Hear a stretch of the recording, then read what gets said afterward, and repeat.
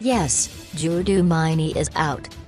It's Wednesday night's breaking news headline, but that's the thing with Dudu Myeni, many will need convincing that the powers that be have finally been cornered into letting go of you Bubba's favorite chairperson.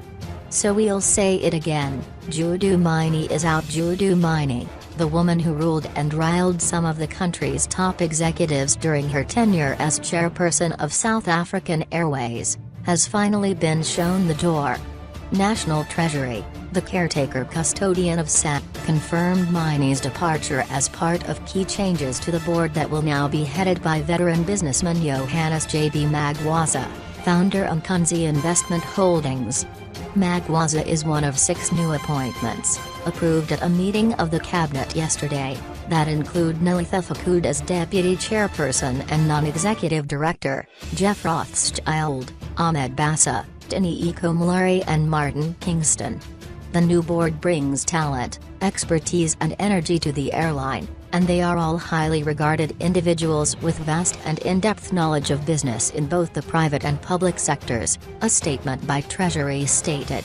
Myeni's term officially came to an end at the end of August, but Finance Minister Malusi Gigaba extended it to November when the airline's AGM is set to take place. The legality of this decision was immediately challenged by MPs. Daily Maverick unsuccessfully reached out via text message to Myeni on Wednesday night to inquire if she had asked to be relieved of her post or whether perhaps she had discussed it with President Jacob Zuma during a trip to Nigeria earlier this week.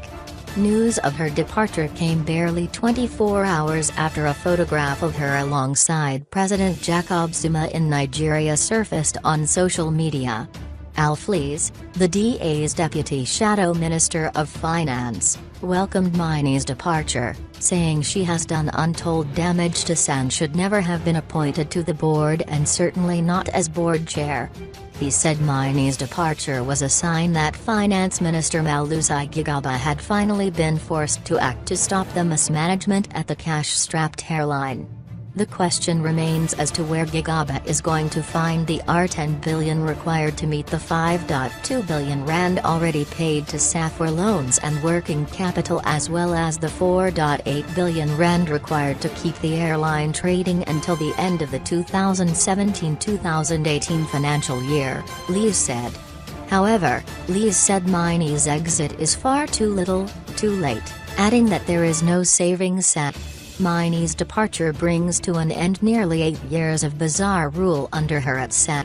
During her tenure, SAN not only lurched from one crisis to the next, the airline lost key executives with casualties including former CEOs Vu Ayasal Kona and Mundwa Zikale, who both left after bruising battles with Myeni.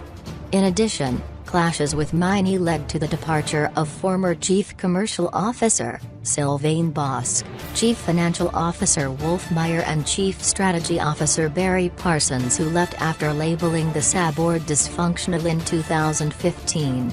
Myeni's extended term at the airline has often been ascribed to her close ties to President Zuma, whose charitable foundation she chairs.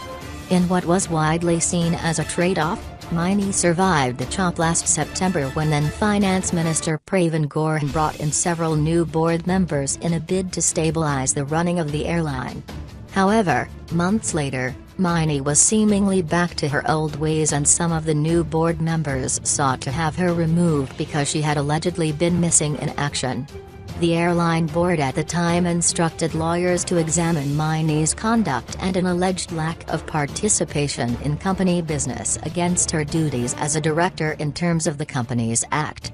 She also faces an application by the SAP Pilots Association and civic organization AUTA, which seek to have her declared a delinquent director in a bid to prevent her from serving as a director of company.